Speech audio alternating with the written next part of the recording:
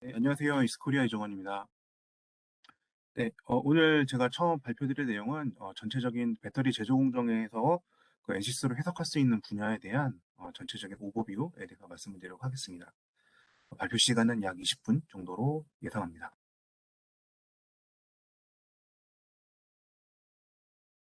네, 발표 순서는 다음과 같이 전체적인 배터리 제조 장비에 대한 소개를 드리고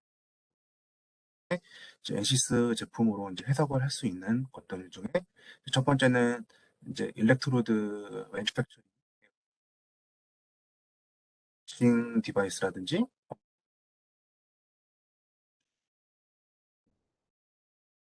번째는 이제 그 분리막을 생산하는 이제 필름 제조 공정에 대한 말씀을 드릴 거고요.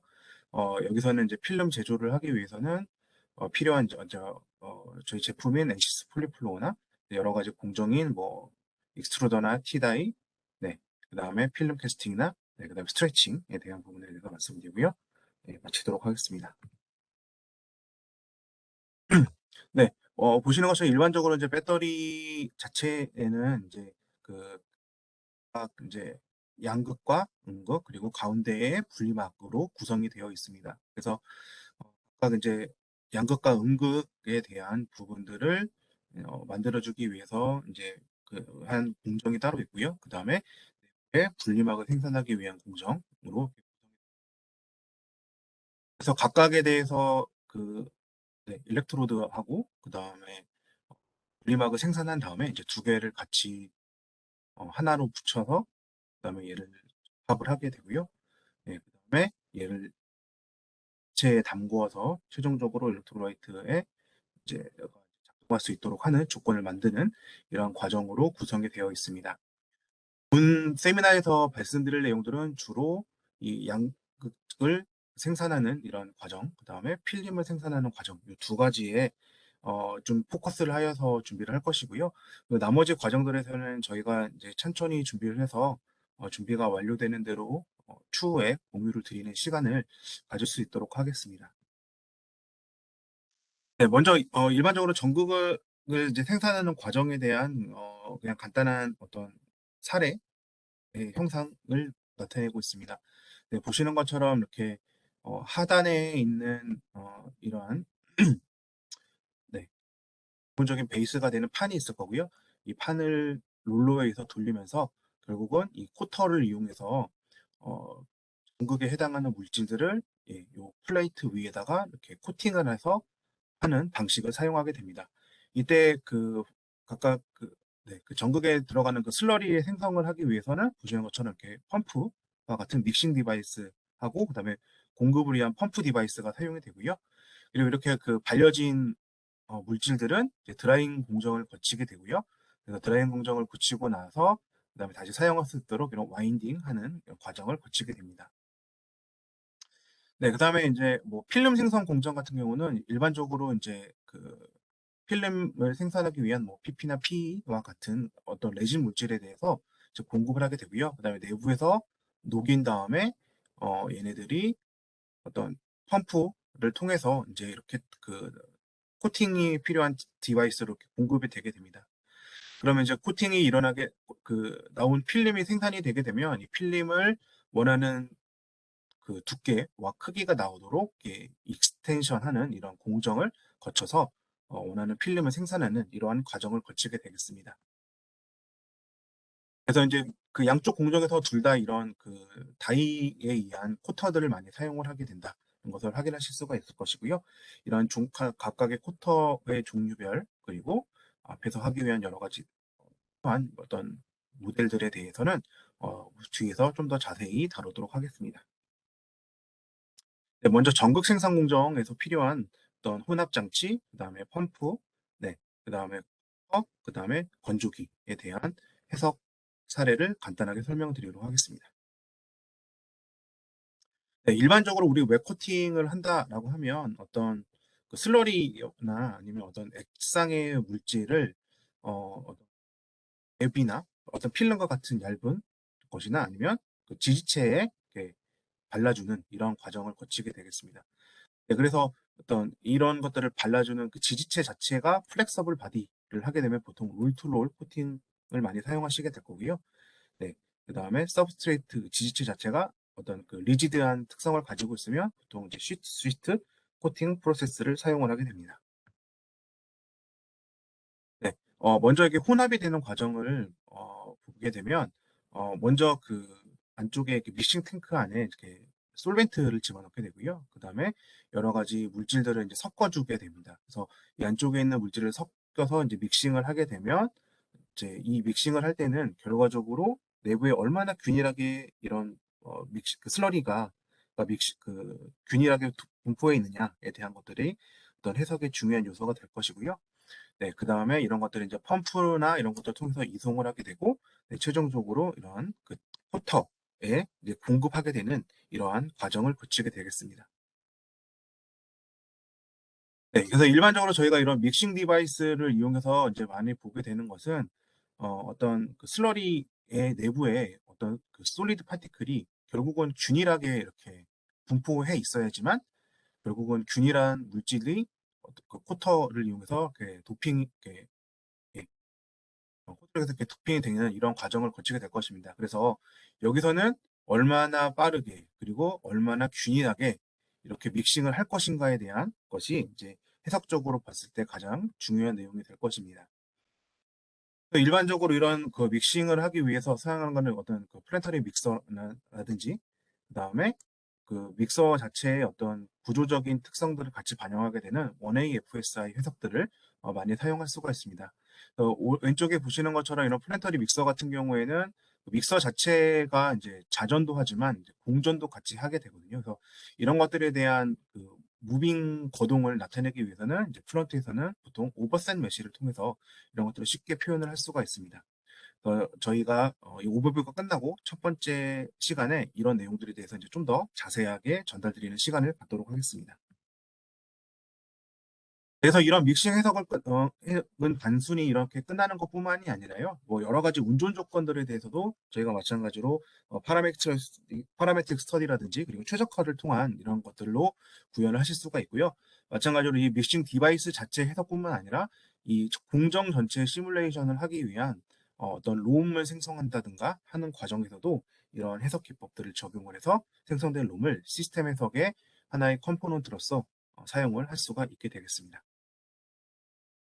그래서 보시는 것처럼 이런 믹서에 해당하는 내용들을요, 저희가 이렇게 롬이라고 하는 걸 만들어서 전체적으로 어떤 공정에 대한 운전 조건들을 잡는다든지 하는 이런 시스템 시뮬레이션 할 때 하나의 롬 컴포넌트로 사용하게 되면 단순한 단순히 어떤 컴포넌트에 대한 3차원 해석뿐만 아니라 전체적인 시스템에 대한 해석 또는 운전 조건을 잡는 이런 부분에서도 도움을 받으실 수가 있겠습니다.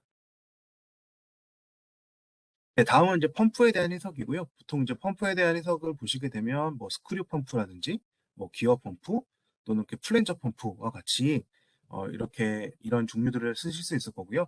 이런 경우에는 이제 보통 이제 다이나믹 메쉬라든지 아니면 여러 가지 메쉬 슈퍼포지션 테크놀로지라든지 아니면 오버셋 메쉬와 같은 기법들을 적용을 하실 수가 있게 됩니다.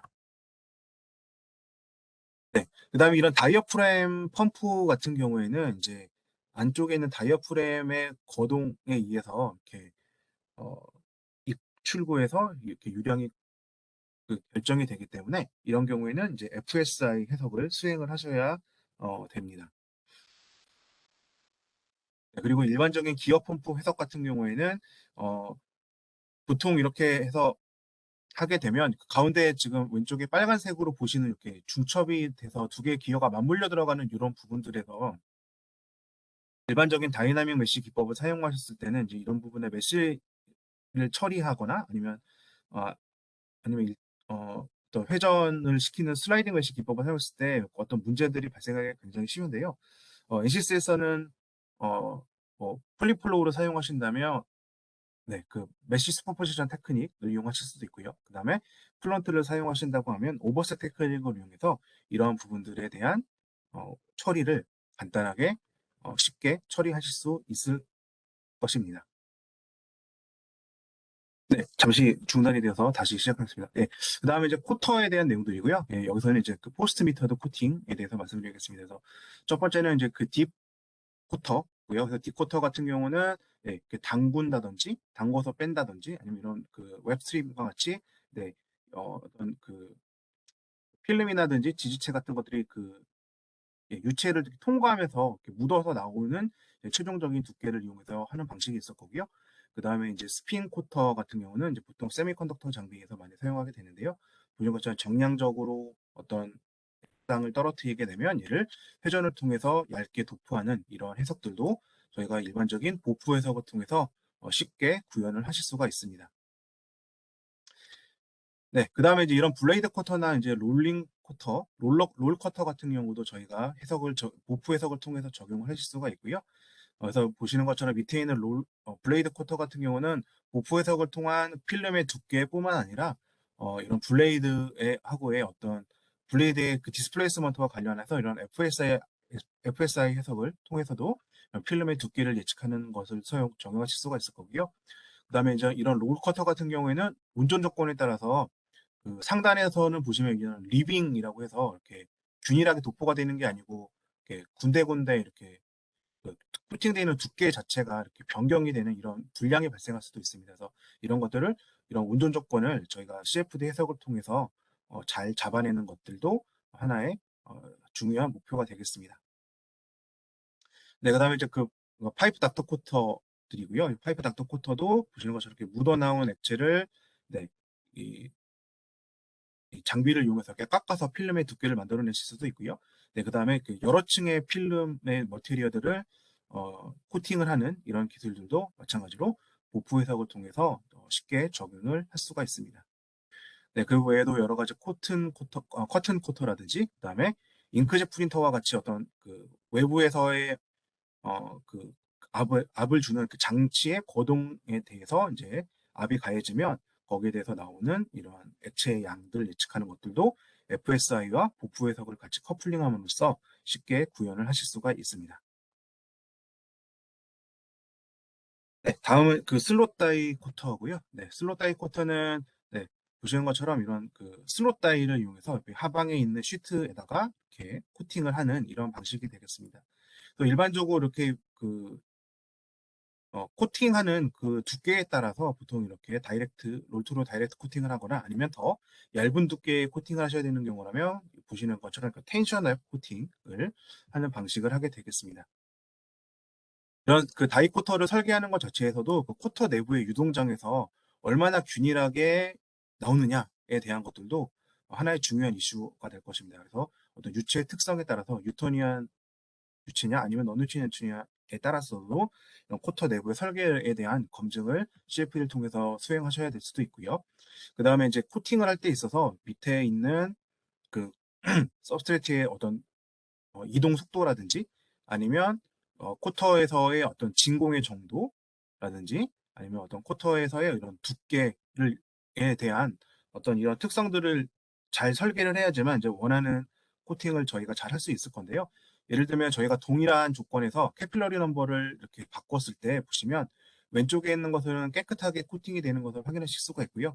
오른쪽에서는 보시는 것처럼 하단에 이런 에어 버블들이 생겨서 균일하거나 균일하게 코팅이 되는 것을 방해하는 이런 특성들을 해석적으로 검토를 할 수가 있게 됩니다. 네, 그 다음에 이제 그 코팅할 때 이제 쭉 연속적으로 코팅하는 게 아니고 이제 코팅을 했다가 잠깐 끌었다가 다시 코팅하게 되는 이런 인터미디트 코팅과 같은 것들도 저희가 해석을 통해서 구현하실 수가 있을 것이고요. 그래서 이제 입구에서의 압력 조건을 이렇게 패턴에 따라서 여러 가지 프로파일을 이용해서 적용해 주시게 되면 네, 보시는 것처럼 네, 이렇게 규칙적으로 어떤 특정한 두께와 그리고 길이를 갖도록 이렇게 코팅을 하는 부분들에 대해서도 저희가 해석적으로 검토와 설계가 가능하게 됩니다.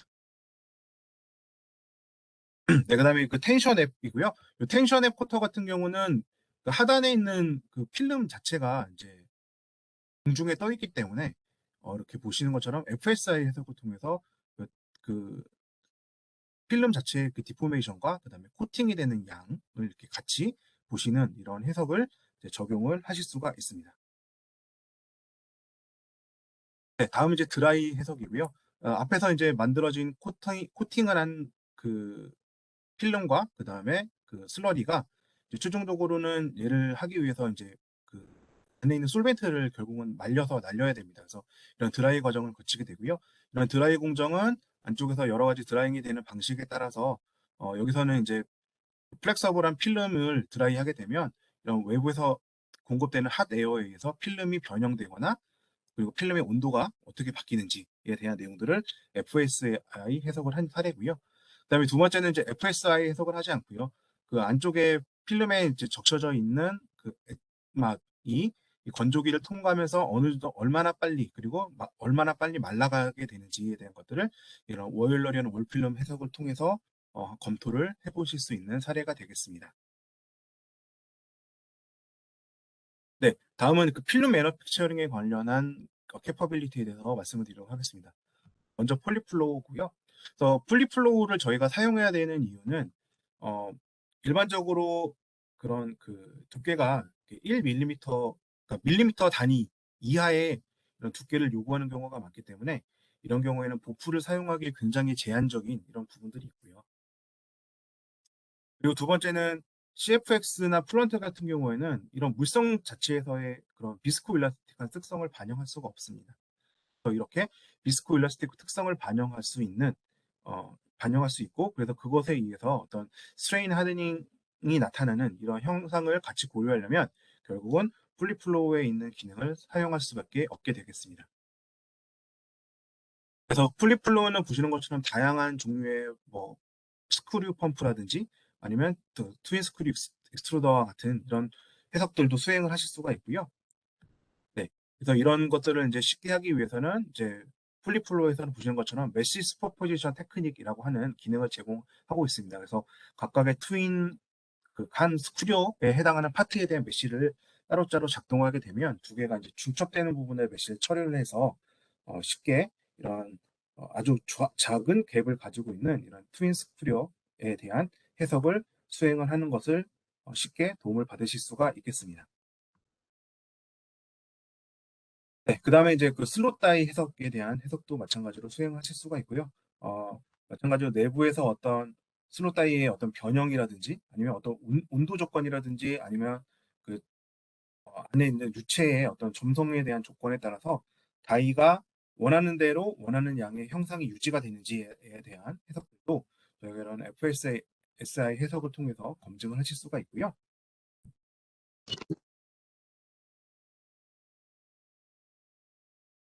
이런 것을 통해서 검증하실 수가 있고요. 그 다음에 그 필름 캐스팅 하는 것들도 저희가 이런 프리플로우와 같은 기능을 이용하시면 초기에 필름이 나와서 최종적으로 그러니까 풀링이 되고 나면 어느 정도 두께를 가지고 그리고 어떻게 필름이 포밍이 되는지에 대한 예측을 저희가 폴리플로우에 있는 그 비스콜라스틱 해석 기능을 통해서 다 적용을 하실 수가 있겠습니다.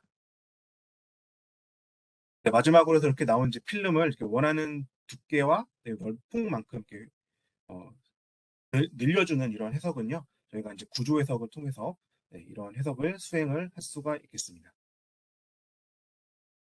네, 여기까지 해서 전체적으로 엔시스 제품들을 통해서 배터리 제조 공정에 들어가는 어떤 해석에 대한 사례들에 대한 간단한 소개를 마치도록 하겠습니다. 다음은 어, 믹싱하고 그다음에 코팅에 대한 그 해석 사례에 대한 설명을 전달 드리도록 하겠습니다. 네. 이어서 전상태 과장님 발표 진행해 주시면 됩니다.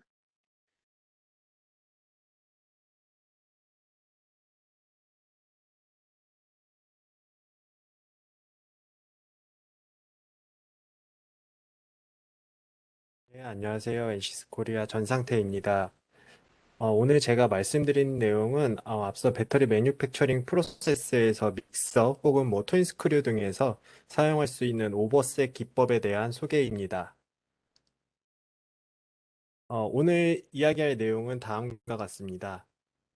오버셋에 대한 전반적인 소개를 하고 배터리 매뉴팩처링 프로세스 중 하나인 플래터리 믹서에 대하여 오버셋으로 격자를 생성하고 그림에서 보시는 것처럼 자전과 공전을 동시에 하는 믹서에 대한 플런트 설정을 말씀드리도록 하겠습니다. 다음과 같은 형상에서 공전과 자전을 동시에 하는 두 개의 블레이드가 존재하고 격자를 생성한 다음에 플루언트 설정을 통해서 다음의 영상과 같은 결과를 얻으실 수가 있습니다. 먼저 오버셋에 대한 소개로 시작하도록 하겠습니다. 오버셋이란 격자는 다음과 같이 움직이는 물체에 적용하는 방법으로 플루언트 다이나믹 맥싱 기법 중의 하나입니다. 오버셋 메쉬의 구성은 다음과 같이 백그라운드 격자와 컴포넌트 격자로 구성됩니다.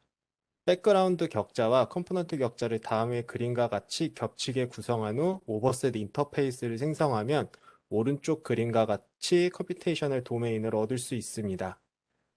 쉽게 말씀드리자면 각각의 컴포넌트와 백그라운드 격자를 각각 생성한 후 백그라운드 격자에 컴포넌트 격자를 끼워 넣는 방법입니다.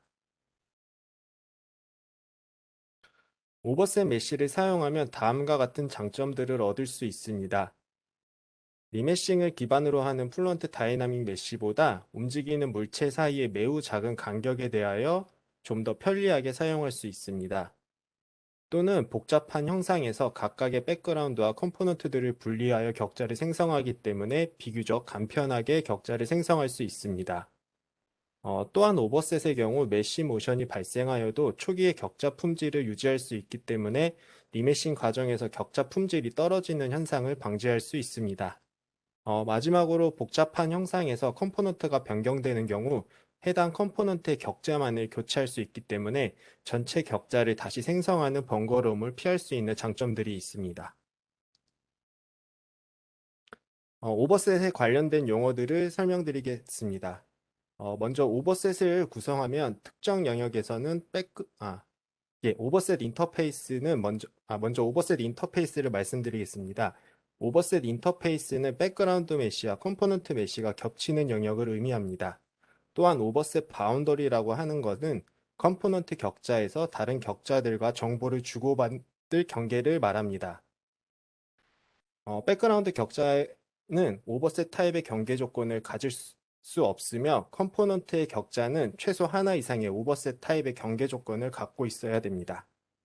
이렇게 오버셋을 구성하면 특정 영역에서는 백그라운드와 컴포넌트가 서로 정보를 주고받아야 하는데 이 영역에서 서로 정보를 주고받지 못하는 셀을 오판 셀이라고 말합니다.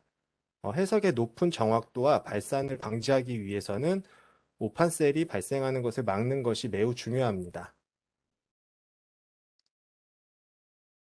다음으로 오버셋 메싱 워크플로우에 대해서 좀 설명을 드려보도록 하겠습니다.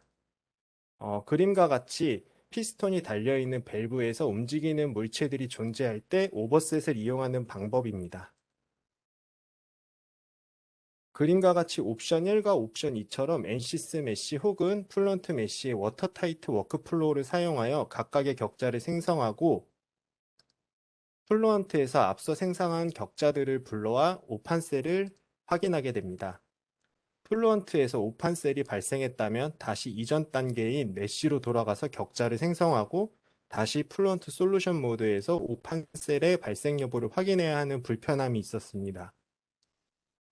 그래서 2021 R1부터는 플루언트 메쉬의 폴트 톨러런트 메싱 워크플로우에 앞서 말씀드린 오버셋의 단점을 보완하기 위하여 오버셋 메쉬 옵션이 추가되었습니다. 저희 플루언트 메쉬의 폴트 톨러런트 메싱 워크플로우를 사용해 보셨다면 좌측에 보이는 워크플로우 하단에 오버셋에 관련된 옵션이 추가된 것을 알 수 있습니다. 아래 추가된 옵션을 사용하여 메쉬 단계에서 오버셋 인터페이스를 생성하고 오판셀의 발생 여부를 확인하여 다시 메쉬 작업을 수행할 수 있습니다. 앞선 방법과는 다르게 솔루션 모드의 플루언트 진입과 상관없이 모든 과정을 메쉬 단계에서 처리할 수 있다는 장점이 있습니다. 앞서 말씀드린 오버셋 옵션을 활용한 플루언트 메쉬의 폴트 톨러런트 메쉬 방법을 적용하여 플래터리 믹서의 격자 생성 방법을 소개하겠습니다.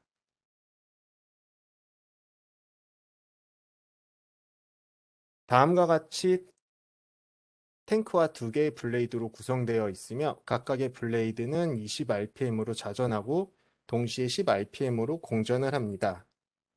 격자 생성에 초점을 맞추어 트랜지언트 싱글 페이지 모델로 구성을 하였습니다. 공전과 자전을 동시에 할 때 셀존에서 메쉬 모션을 부여하는 방법도 같이 설명드리도록 하겠습니다. 먼저 NC스 메쉬 혹은 플런트 메쉬의 워터타이트 워크플로우를 이용하면 오른쪽 그림에서 보시는 것 같이 각각의 백그라운드 메쉬와 블레이드 근방 영역의 유동 공간을 별도로 추출하여 컴포넌트 메쉬를 생성해야 합니다. 이때 주의해야 할 점은 컴포넌트 메쉬의 오버셋 바운더리 영역에는 바운더리 레이어를 생성하지 않기 위해서 월이 아닌 다른 타입의 경계 조건을 부여하신 후 생성하시는 것이 유리합니다. 또한 플루언트에서 어펜드 케이스를 진행하여 백그라운드와 컴포넌트 메쉬를 불러올 때 CFF 포맷의 경우 메쉬 파일을 어펜드 케이스로 불러올 수가 없으므로 각각의 격자를 생성하신 후 CFF 파일 옵션을 제외하고 메쉬 파일을 저장하셔야 됩니다. 이렇게 기존의 NCS 메쉬 혹은 워터타이트 워크플로우를 사용을 하신다면 백그라운드와 컴포넌트 격자를 각각 생성하신 후 별도의 플루언트 창에서 오판셀의 발생 여부를 확인을 하셔야 됩니다. 하지만 이와는 달리 폴트 톨러런트 메쉬 워크플로우를 이용한다면 왼쪽 그림에서 보는 것처럼 블레이드 주변 유동 공간을 미리 추출할 필요가 없습니다. 또한 백그라운드 격자로 사용할 탱크의 유동장 영역만 미리 생성한 후 블레이드의 형상은 솔리드 형상 그대로 사용을 할 수가 있습니다. 가운데 그림에서 보는 것처럼 폴트 톨러런트 메싱 워크플로우를 진행하시면 오른쪽 그림과 같은 격자를 얻을 수 있습니다. 각각의 단계에 대해서 소개를 진행해 보도록 하겠습니다. 전체적인 플루언트 메싱 중 폴트 톨러런트 워크플로우에 대한 내용은 저희 당사의 온라인 혹은 오프라인 교육을 참고해 주시기 바랍니다. 시간 관계상 상세한 옵션에 대한 설명은 넘어가도록 하겠습니다. 먼저 CAD를 임포트하는 방법입니다. 이때 주의하셔야 할 점은 꼭 파트 퍼 바디 옵션을 활성화하시고 로드를 진행을 하셔야 됩니다. 또한 임포트 한 후에 형상이 좀 부정확하게 불러졌다면 리파셋 옵션을 이용을 해서 좀 더 파인하게 형상을 불러오는 과정이 필요합니다. 본 형상 같은 경우는 제가 미리 스페이스 클레임을 이용을 해서 조금 정리를 한 형상이기 때문에 별도의 설정 없이 가장 마지막에 오버셋 옵션만 활성화한 후 진행을 하도록 하겠습니다. 예. 두 개의 블레이드와 백그라운드로 사용할 탱크 모두 오버셋에 백그라운드와 컴포넌트로 활용되기 때문에 왼쪽 그림에서 보시는 것처럼 설정을 하신 후 진행하시면 됩니다. 본 소개에서 로컬 사이징 옵션에 대해서는 모두 디폴트를 사용하였습니다. 실제적으로 필요에 의해서는 별도의 로컬 사이징 옵션을 활용을 하셔야 할 것 같습니다. 컴포넌트로 사용할 블레이드 주변의 유동 영역을 따로 추출하지 않고 진행했기 때문에 이렇게 경계 조건에서 오버셋 경계 조건은 존재하지 않습니다. 이렇게 설정을 하시게 되면 서페이스 메쉬를 만들어 내실 수가 있습니다.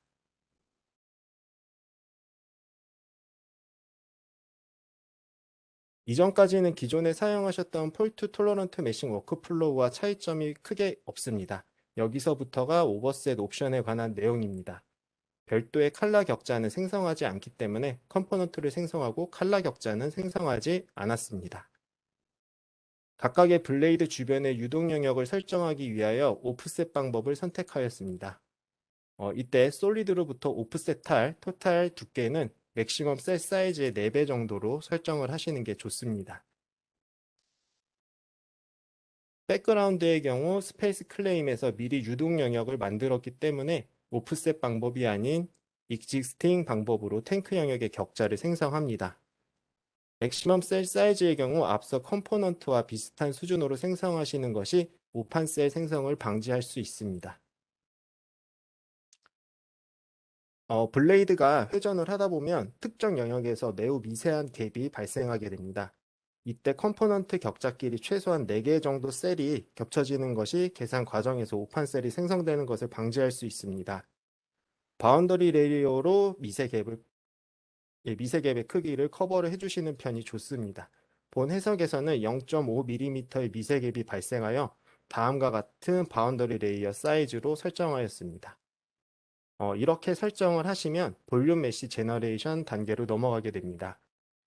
플런트 메쉬의 경우 패러럴 격자 생성을 지원하기 때문에 기존의 NCS 메쉬를 사용하셨다면 보다 빠른 격자를 생성하실 수가 있습니다.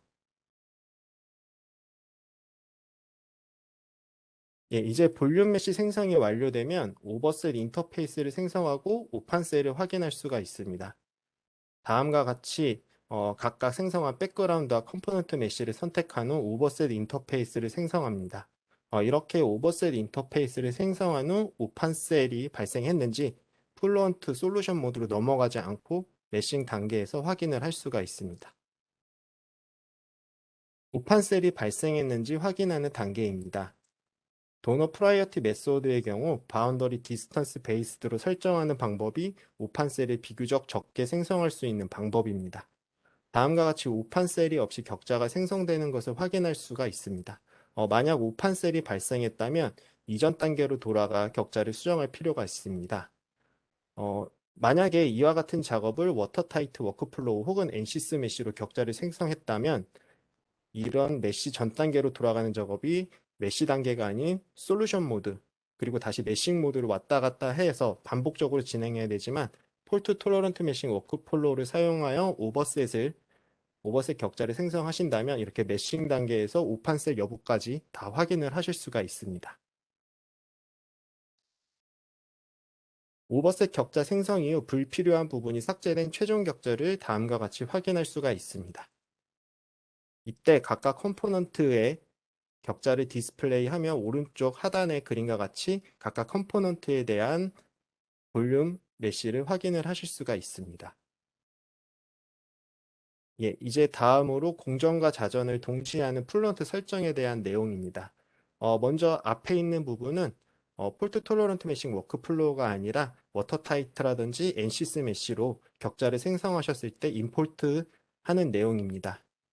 이렇게 다음과 같이 플런트에서 어펜드 케이스를 이용을 하셔서 백그라운드와 컴포넌트, 즉 해석에 필요한 격자들을 모두 불러오게 됩니다.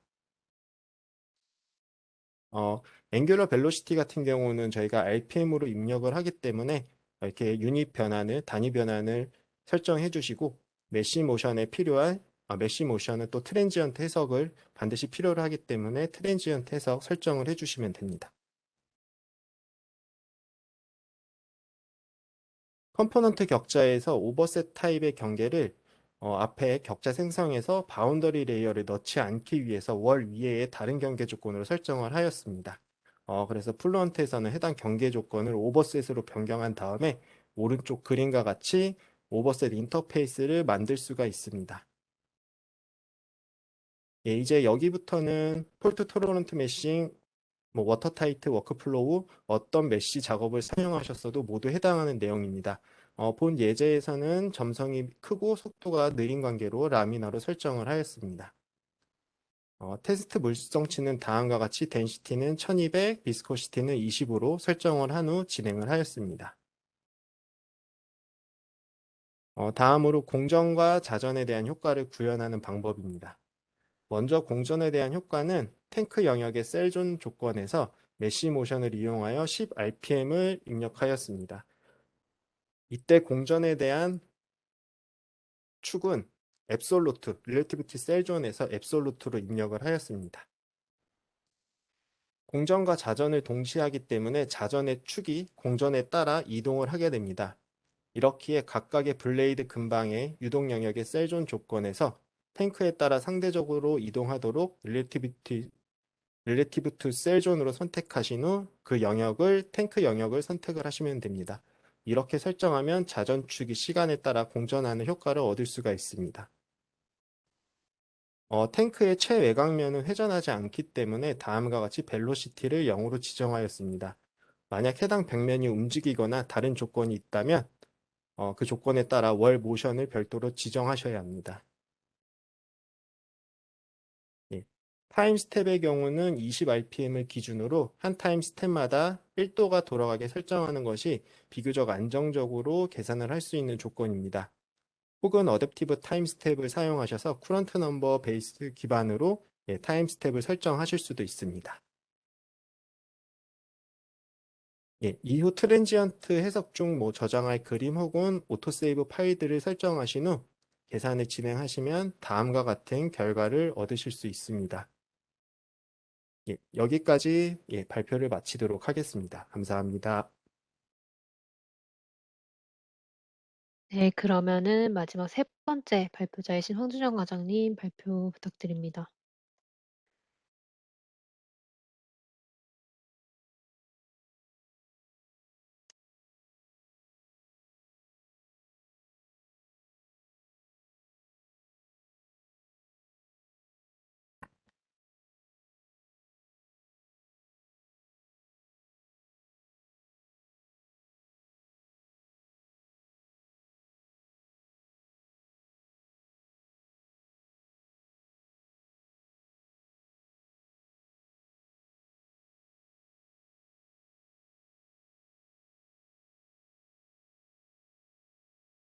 과장님 사운드가 안 나오고 있습니다.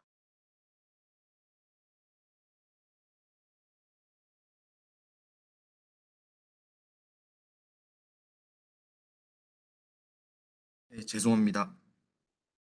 네, 이제 잘 들립니다. 네네. 이번 발표는 슬롯 다이 코팅에 대해서 말씀드리도록 하고요. 저는 발표를 맡은 황준영 과장이라고 합니다. 어, 앞서 이정원 부장님께서 말씀해 주셨던 그 배터리 제조 공정에 대한 전반적인 소개와 겹치는 내용은 제가 간단하게 스킵을 할 거고요.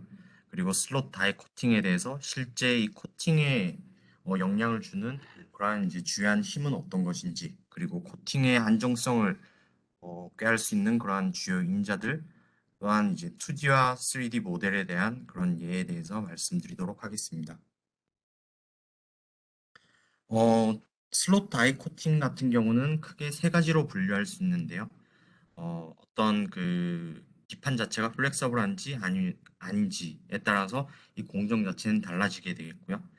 이번 발표는 C2C로 해서 실제 기판, 즉 서브스트레이트가 움직이는 그러한 공정에 대해서, 서브스트레이트가 움직이고 그 위에 슬롯에서 액이 도포가 되는 공정에 대해서 말씀드리도록 하겠습니다. 슬롯 다이 코팅 공정에서는 그림과 같이 여러 가지 변수가 있을 수 있습니다. 실질적으로 우리의 관심은 코팅이 되었을 때의 필름 두께일 것입니다. 즉, 여기에서 보시는 스몰 h가 되겠고요.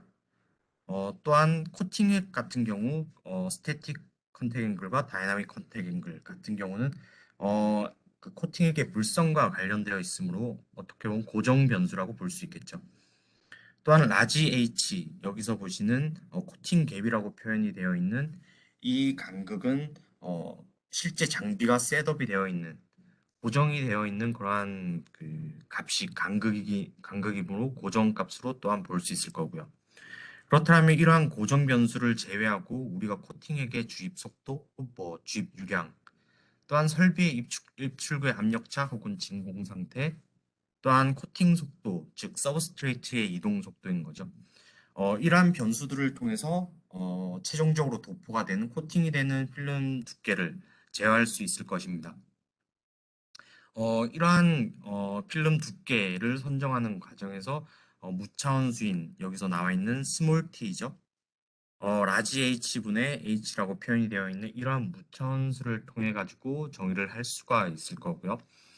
이 값은 코팅 필름이 안정적으로 도포가 되는 어떤 최소한의 값이라고 보시면 되겠습니다. 그리고 그림에서 보시는 업스트림 그리고 다운스트림 메니스커스 같은 경우는 실질적으로 이 해당 장비 립이라고 표현이 되어 있는데요. 립과 코팅액이 이제 형성이 되는 그러한 계면의 각도, 계면의 형상을 메니스커스라고 표현이 되어 있습니다.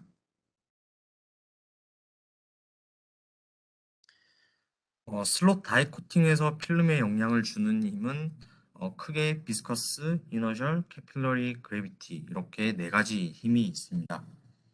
앞서 공정의 계략도에서 나와 있듯이 대부분의 힘 역시 코팅액의 어떤 물성치와 그리고 서브스트레이트가 움직이는 그러한 코팅 속도, 그리고 필름 두께가 연관이 되어 있습니다. 여기에서 안정적이고 그리고 균일한 필름 두께를 형성하는 주요한 힘으로는 비스커스 포스와 그리고 캐필러리 포스 두 가지가 있는데요. 이 두 힘의 비는 오른쪽에서 보시는 것처럼 캐필러리 넘버로 표현이 될 수 있습니다. 캐필러리 넘버에 대해서 좀 더 자세히 알아보겠습니다. 캐필러리 넘버는 코팅액의 점도와 표면 장력, 그리고 이제 코팅 속도, 즉 뒷판의 움직이는 이동 속도이죠. 이 세 가지 값으로 정의가 됩니다. 코팅액의 베이스가 워터인지 아니면 솔번트인지에 따라서 뭐 나눠질 수는 있는데요. 이러한 기반이 되는 그 액 자체가 워터인지 솔번트인지에 따라서 여기에 따른 표면 장력의 차이는 굉장히 작다라고 볼 수 있습니다. 그렇다라고 했을 때 이 캐필러리 넘버는 실제 코팅액의 점도와 그리고 코팅 속도에 따라서 결정이 된다라고 볼 수가 있겠고요.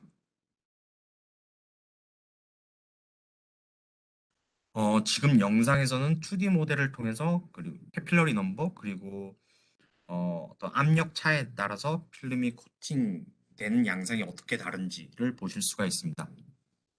우선은 아래 두 개의 그림을 비교를 해보면요. 모든 값은 동일하게 두고 그리고 캐필러리 넘버에 따라서 필름이 어떻게 도포가 되는지 그리고 서브스트레이트와 그 코팅액 자체의 기포가 발생은 하지 않는지를 보실 수가 있습니다. 즉 캐필러리 넘버에 따라 가지고 그 코팅 도포되는 필름이 스테이블한지 언스테이블한지를 보실 수가 있겠죠. 왼쪽 그림과 같이 기포가 필름 코팅액과 그리고 기판 사이에 어떤 기포가 들어가게 된다면 당연히 코팅 필름 자체는 안정적인 두께 혹은 어떤 수율 자체가 굉장히 좋지 못하게 되겠죠. 그리고 오른쪽 그림 두 개를 비교를 한다라면 앞서 그림에서 나와 있듯이 그런 메니스커스, 다운스트림 메니스커스는 코팅의 진행 방향, 즉 서브스트레이트의 이동 방향에 있는 메니스커스를 다운스트림 메니스커스라고 표현을 하고요. 이 립과 코팅액의 계면이 형성이 되어 있는 위치가 다른 것을 보실 수가 있습니다. 이 다운스트림 메니스커스에 따라 가지고 실질적으로 코팅이 되는 두께 자체가 그 최소의 두께인 거죠. 저희가 타겟으로 하는 그 필름의 두께가 어느 시점부터 어느 지점부터 생성이 되는지가 달라지는 그런 값을 보실 수가 있겠습니다.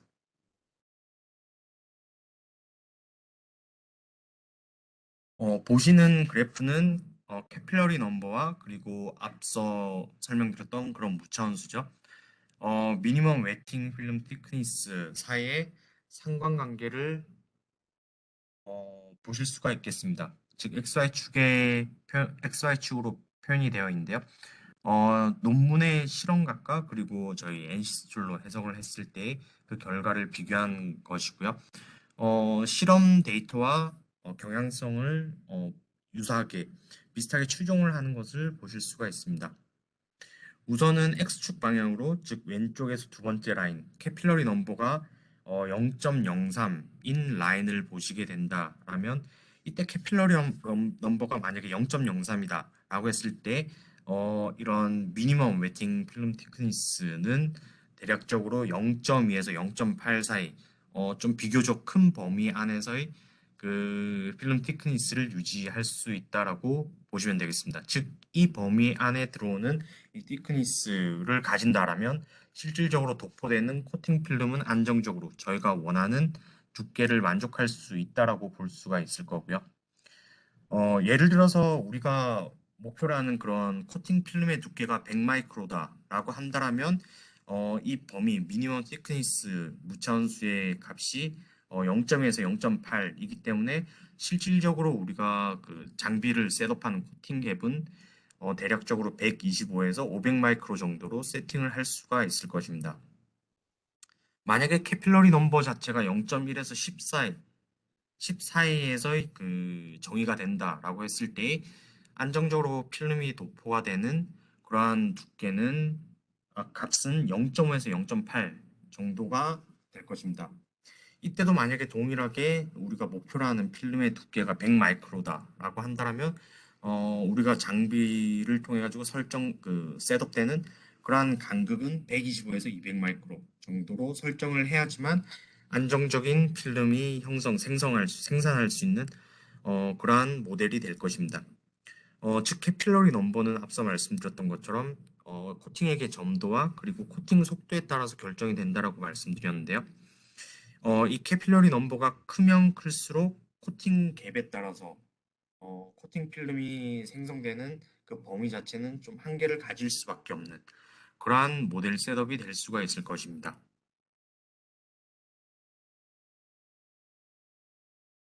3D 슬롯 다이 모델이고요. 실질적으로 설정 자체는 2D 모델과 동일합니다.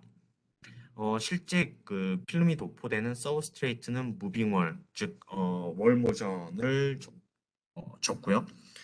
그리고 코팅액의 주입, 즉 아까 잠깐 그 제조 공정 오버뷰에서 말씀드렸던 것처럼 인터미턴트 패턴으로 이 패턴을 통해 가지고 코팅액의 주입을 잠시 멈추는 포즈하는 그러한 식을 통해서 코팅 필름의 길이 자체를 조절을 하실 수도 있을 것입니다. 이러한 이제 그 일종의 펄스와 유사한 형태죠. 이러한 형태는 속도에서 입구에서의 속도, 즉 경계 조건에서 속도를 시간에 따른 프로파일의 형태로 설정을 해 주실 수도 있을 것입니다. 여기서 코팅 갭은 225 마이크로, 그리고 타겟되는 필름의 두께는 200 마이크로, 즉 200 마이크로의 두께를 우리가 형성하고 싶다, 도포하고 싶다라는 의미인 거고요.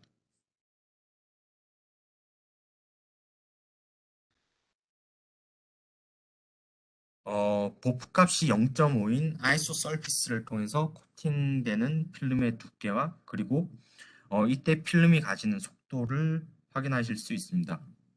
일반적으로 보프가 0.5다라고 한다면 그 경계에서 실제 계면이 형성이 된다라고 볼 수 있으므로 아이소 밸류를 0.5로 정의를 한 거고요.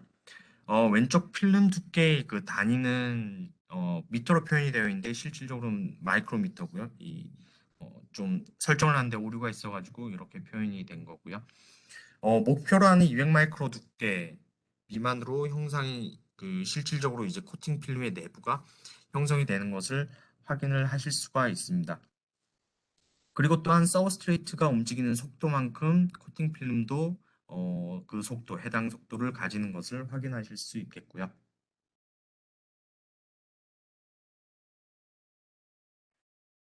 해당 이제 단면 섹션 뷰 자체가 다르게 해서 결과를 포스팅한 것이고요. 앞서 2D 모델에서 말씀드렸던 것처럼 다운스트림 메니스커스, 즉 립과 어떤 코팅액이 형성이 되는 그러한 이제 그 배면의 형성이 앞서 그 스테이블한 그 모델 예와 유사하게 형성이 되는 것을 보실 수가 있겠습니다. 즉 이 메니스커스 형상에 따라 가지고 우리가 그 목표라는 그러한 이제 필름의 두께가 이 립을 빠져나가서 가장 가까운 지점에서부터 좀 더 빠르게 코팅 필름을 안정적으로 도포하는 것을 확인하실 수가 있을 거고요.